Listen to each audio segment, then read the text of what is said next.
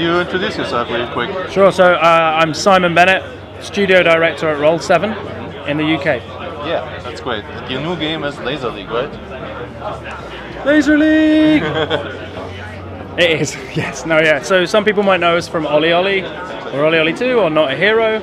Our latest game is a super futuristic, laser-based sports game. Yeah, we noticed this style is quite influenced maybe by Tron or something. I'll be totally honest, do you know what? You might think this is a lie, but I've never actually seen Tron. No, you didn't? But no, there is obviously some influences that people might think it is, but it's a totally different sport. So we've invented a whole new sport. It just so happens that it's got bright colours and laser walls in it. Okay, would you maybe give a short, tiny explanation? What's the basic idea? So the basic idea of the game is to eliminate your opposition.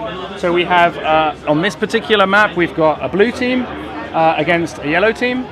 If I, as a blue player here, run over one of these laser nodes, it will turn on in my colours team. My team can run through that laser, the opposition cannot. Currently they own all of the lasers, the yellow team, and this guy has very few places that he can run. However, we also have power-ups in the game, which will change up the flow of the game, and most fundamentally, we have a series of different player classes. Okay, you just mentioned the classes. There were a lot of them, like 5, I believe.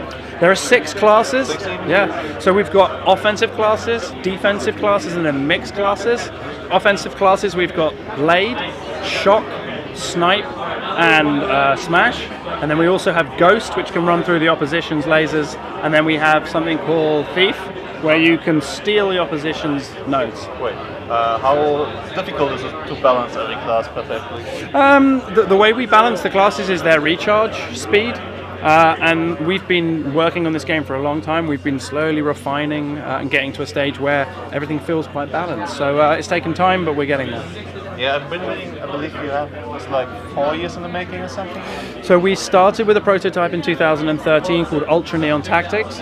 Well, we were making Oli Oli and Not a Hero, and we showed that to our friends and developers around the world, and they really liked it, but we just enjoyed making it. It was fun. And then when we finished Oli Oli 2 and Not a Hero, we said, what could we do with this game that has just lines and dots on a screen? And what you see here now is still pre-alpha, it's still very early development, but this is Laser League. This is what we've made from it. Yeah, it looks really awesome. Thank you. But it's quite a switch from what you've done before, like in a way, because you had like a 2D pixel-based single-player game. Yeah. But there's also similarities. It's kind of a sport game. It's kind of a hard challenge to master it. Yeah. So you want to maybe talk a little bit like how did the switch game? How did it go for the studio? Sure. So all of our games at core, the idea is that they are easy to pick up, really hard to master, and that's our philosophy, our game philosophy. We don't like games that have too many buttons or control schemes that just confuse players. We wanted to make something that anyone could just pick up, like you guys have just played it, and you don't need to know too much to get going. For us, the philosophy when we started with this game was a lot of people have enjoyed Oli Oli and Not a Hero, but there are quite a few people, the wider gaming audience, who may be put off by that 2D style. And so we wanted to grow. Yeah, well, I don't get it. But yeah, there are people who are not as into that, and so for us it was about saying how can we build our ambition? How can we do something way bigger than what we've done before? So we scaled up our team from at that point 4 of us to 20, and we have been working really hard with some fantastic artists, programmers, and developers to get to where we are now, which is pre-alpha. But the game is going to be coming out. Well, you're going to probably ask me about this, so I will. So when it's coming out? Well, when's it coming out? No, so we are coming out in early access, summer this year. Okay. So you can sign up right now for the beta on www.laserleaguegame.com. Okay, that's great. And there will be beta and alpha and a number of different opportunities for people to get their hands on the game. You have to play it to understand it. Yeah, sure. Is it crowdfunded, or do you have like a publisher in the back? We have a publisher, 505. Hey, it's good to mention them too. Yeah, so 505, they saw the original prototype when it was just lines and dots on a screen, and they said, you know what, we think this can be something, and they backed us, so we're very happy to be working with them.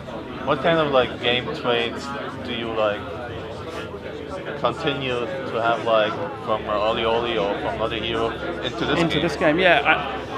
I think what we bring from those games is the kind of Twitch gameplay. We also bring the ability to sort of master what you're doing.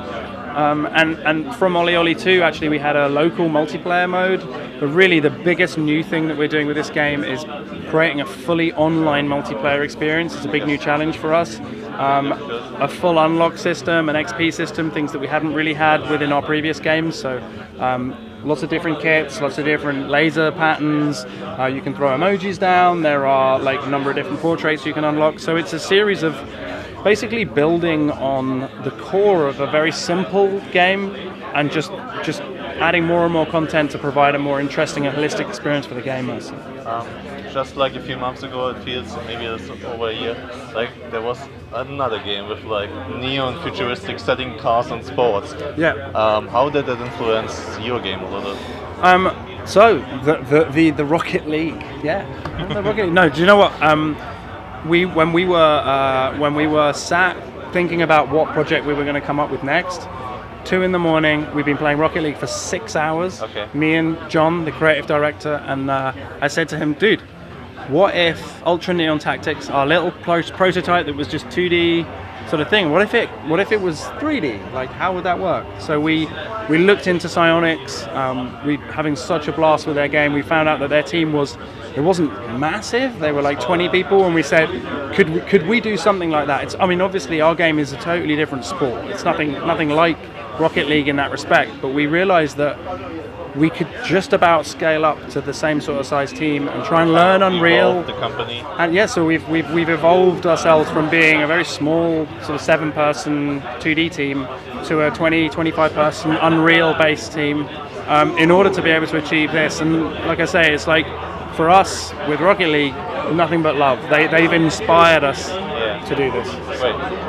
Like best case scenario, maybe even like compared to Rocket League, what would be like your highest expectations? What could become out of Laser League? My highest expectation is that it gets in as many people's hands as possible, and that people are playing it. They're getting really good at it. They're getting competitive at it, and showing up, like beating us. I want people to come online and play us and beat us. That's my highest expectation. Okay, that's great. I also read like your studio, like when it started, it had like a social, like intellectual, educational background in gaming. Yeah. Is there anything about this with Laser League 2?